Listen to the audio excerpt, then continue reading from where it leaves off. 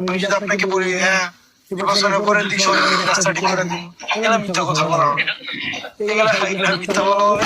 পরে আপনি আমাদের রাস্তাতে যে আসবে সবাই গালাগালি করবে।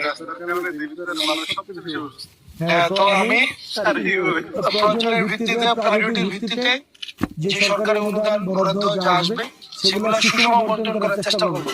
যে আমি এক ইউনিয়নের বলে, রসুলপুর ইউনিয়নের বলে আমার বাড়ির ফয়েরঘাট পর্যন্ত একটা ফাঁকা করে নিলাম, আমার শ্বশুর বাড়ি বা আমার বোনের বাড়ি ধরে একই ইউনিয়নে, আমার বোনের বাড়ির এক করে সান বাঁধানো ঘাট করে দিলাম, একেবারে ঘরে পর্যন্ত রাস্তা ফাঁকা করে দিলাম, এরকম হবে না। যেটা হবে সুষম বন্টন।